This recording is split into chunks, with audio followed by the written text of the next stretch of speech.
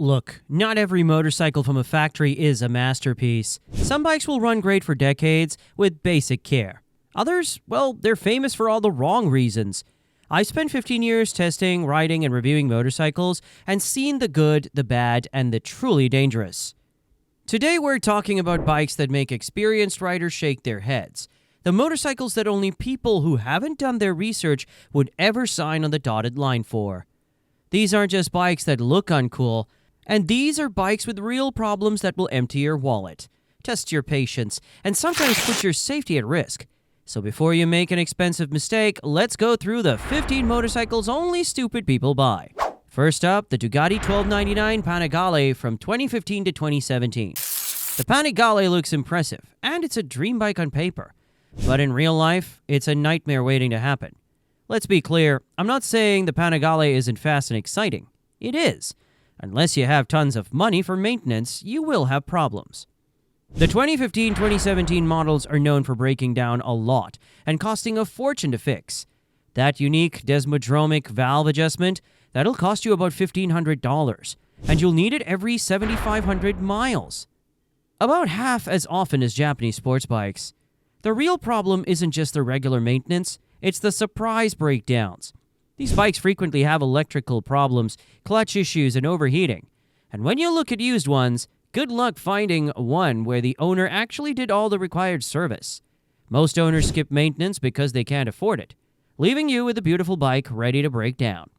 For the same money, you could buy a nearly new Japanese sport bike with better reliability, similar speed, and enough money left over for track days and upgrades. Remember, nothing costs more than a cheap Ducati. Next is the Honda DN01 from 2009. If Batman needed a scooter and couldn't decide what style he wanted, it would look like the Honda DN01. This is what happens when engineers try to make a cruise, sport, or scooter mix that nobody asked for. When Honda released this thing in 2009, they wanted $14,599. That's right, almost $15,000 are spent on what a fancy scooter in a costume is. For that price, you could have bought a Honda CBR 1000RR with money left over. Instead, you got a 680cc automatic transmission bike with just 61 horsepower and weighed as much as a small car. The DN01 wasn't just too expensive, it was confusing about what it wanted to be. It is too heavy and slow to be sporty, too awkward to be a comfortable cruiser, and too expensive to be a practical daily ride. Honda threw everything they could think of into one bike, and none worked. Number 3 is the 2004 Kawasaki Vulcan 2000. When Kawasaki designed the Vulcan 2000, they seemed to have one goal: make it as uncomfortable and impractical as possible, and then charge extra for it. This monster weighs a shocking 820 pounds. That's not a mistake. It's basically as heavy as a small car, but without the stability of having 4 wheels. The Vulcan 2000 might sound impressive with its huge 2053cc V-twin engine, but all that size doesn't make it fun to ride. Instead, you get a bike that's tiring to ride for more than 30 minutes. The wide seat, awkward riding position, and pure weight make it horrible in traffic. And parking? I hope you've been working out because you'll need all your strength to move this beast around. Number 4 is the Benelli Leonino 500. The Benelli Leonino 500 is what happens when you want a Ducati Scrambler, but your wallet says, no way. It looks good in pictures and the price seems nice. But as they say, if it seems too good to be true, it probably is. This Italian-branded Chinese-built Scrambler has a build quality that makes plastic toys look well made. Loose bolts, sketchy wiring, and paint started coming off after the first rain. Owners report many problems from electrical issues to suspension parts that seem made of cheap metal. And the dealer network, almost non-existent, means when something goes wrong, you're often on your own to fix it. But the most telling sign is how quickly these bikes lose value. They drop in price like a rock. A 2-year-old Leonino will sell for about half of what it cost new, which tells you everything about how happy owners are with them. Number 5, the Husk Verna Nordan 901. The Husk Verna Nordan 901 is an adventure bike for people who care more about looking adventurous than actually going on adventures. Despite sharing parts with KTM, Husk Verna somehow created reliability issues that don't affect their orange cousins. Owners report oil consumption problems, electrical gremlins, and finish quality that doesn't hold up in bad weather. Number 6 is the Victory V92C from 1998. The 1998 Victory V92C wasn't just Polaris's first motorcycle. It was a perfect example of how not to enter the motorcycle market. The V92C had terrible gear shifting, making you think the transmission was filled with rocks instead of oil.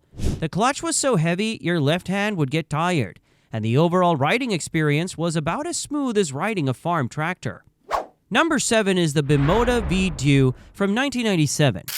When Bimoda decided to build their engine instead of using reliable Japanese engines, they created a 500cc two-stroke V-twin with a lousy fuel injection system that most VUs wouldn't even start and run right. Almost all 340 bikes made had to be converted to carburetors to function. The VU was so problematic that Bimoda had to buy back many of the bikes they sold, which directly led to the company going bankrupt in 2000. Number 8, the Arilia Shiver 900 from 1917 to 2020. Despite its oversized engine, the Shiver performs no better than 600cc Japanese bikes, costing thousands less. The suspension is so stiff, it will shake your teeth loose on anything but perfect roads. And the clutch is so heavy, you need serious arm strength to use it. But where the Shiver really fails is reliability. Electrical issues, fuel system problems, and questionable build quality make owning one like playing mechanical Russian roulette. Number 9, the Suzuki TL1000S from 1997 to 2001. The Suzuki TL1000S wasn't nicknamed the Widowmaker for nothing. In the late 90s, Suzuki wanted to compete with Ducati's V-twins, but created a bike with rear suspension about as predictable as a cat on energy drinks. Under hard acceleration, especially when leaned over in corners, the bike would develop a terrifying wobble that could throw riders into the air. The problem was so bad that Suzuki had to add steering dampers to make the bike safer. Number 10, the Harley-Davidson 883 Sportster pre-1991. These old Sportsters had engines mounted directly to the frame with no rubber mounts, making vibration so intense that it could numb your hands after 20 minutes of riding. Add to that a basic 4-speed transmission, a tiny 2.1-gallon gas tank, and brakes that barely worked when new, and you got a bike that's more pain than pleasure. These bikes are unrideable at highway speeds for more than short distances. Number 11, the Kawasaki ZX10R from 2016 to 2018. The 2016-2018 Kawasaki ZX10R shows that even major manufacturers can make potentially deadly mistakes. This bike isn't just problematic, it could be dangerous. These models were recalled because of a gearbox defect that could cause the transmission to shift from 5th to 4th gear without warning. Imagine suddenly downshifting while leaning over at 150 miles per hour. That's not just inconvenient, it could send you to the hospital or worse. What makes this really concerning is that not all bikes were fixed. Many owners ignored the recall, and now these bikes are being sold where new buyers might not know about the potentially deadly flaw hiding in the gearbox. The worst part? There's no easy way to tell if a used bike has had the recall work done unless the owner has paperwork. And let's be honest, how many sport bike owners keep good records? If you're looking at a 2016-2018 ZX10R, demand proof that the recall work was done. Better yet, buy a different sports bike altogether. Plenty of options don't come with surprise gear changes at very high speeds. Number 12, the Ducati Street Fighter 1098. The Ducati Street Fighter 1098 happens when you take one of the most maintenance-heavy sports bikes ever made, remove the fairings, and pretend it's now a practical street bike. Spoiler alert, it isn't. This bike uses the same engine as the 1098 Superbike, an engine that needs valve adjustments that cost as much as a decent used motorcycle. And because these bikes are often bought by riders who love how they look but don't understand what maintenance they need, finding one that hasn't been neglected is almost impossible. Ducati's desmodromic valve system requires special knowledge and tools to service appropriately. The timing belts need replacement every 2 years, no matter how little you ride. Skip either of these services and you're looking at an engine rebuild that will cost more than the bike is worth. Street Fighters are practically problematic because these maintenance needs aren't evident to the average buyer. It looks like a simple muscle bike, but it's a race engine with all the complicated care and cost.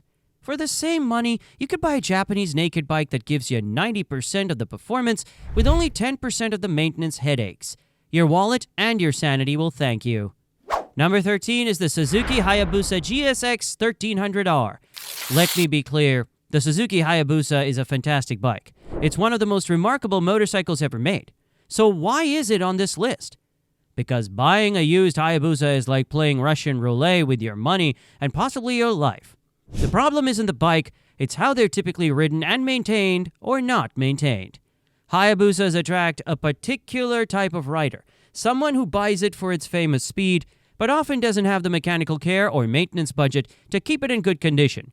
The result is a used market, entire of bikes that have been stretched, stunted, drag raced, and generally abused almost to death. Look for warning signs, the aftermarket stretched swing arms, drag racing tires, or huge rear sprockets.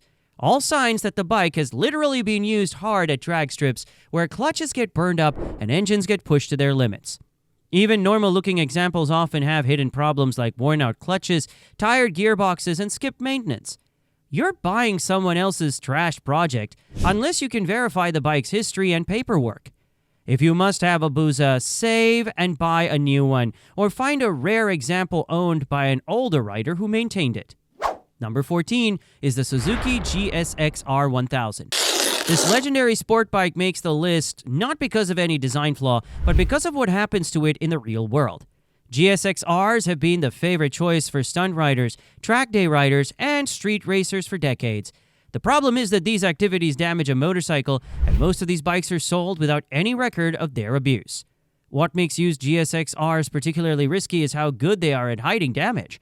A bike that's being crashed repeatedly can be fixed up with cheap Chinese fairings, have its frame sliders replaced, and look almost new to someone who doesn't know what to look for. Then there's the maintenance issue. Modern sports bikes need regular specialized care, but many GSXR owners spend money on modifications instead of maintenance. The oil change schedule? Ignored. Valve adjustment? What's that? Fork seals leaking? Just wipe it off before selling it. If you find a GSXR with complete dealer service records and no evidence of crash damage, you're incredibly lucky. Everyone else should be extremely careful and consider alternatives like a well-documented Honda CBR or Yamaha R1. Finally, number 15, the Hilong GT650R from 2005. The Hilong GT650R happens when you try to get a Suzuki SV650 experience at a Walmart price. This Korean sport bike looks decent in photos and has good specs on paper. The reality, however, is much worse. The GT650R suffers from malfunctioning parts, a vague transmission, and poor build quality, making dollar store toys seem well made. Everything from electrical components to body panels seem designed to fail after the warranty ends, if it even lasts that long. Weight is another issue. The Hilong is surprisingly heavy for its class and feels more like a 750 than a 650. This affects everything from handling to braking, making it less confidence-inspiring than its Japanese competitors. What puts the GT650R on this list is the complete lack of dealer support and parts availability. When something breaks, and something will break, good luck finding the parts to fix it. Many owners take parts from other Hilongs or make their solutions because proper parts aren't available. You could find a used Japanese 650 that will run reliably for 100,000 miles with essential maintenance for the same money or even less. The GT650R, meanwhile, will be lucky to reach 20,000 miles without significant issues. Ride smart, avoid the dumb purchases.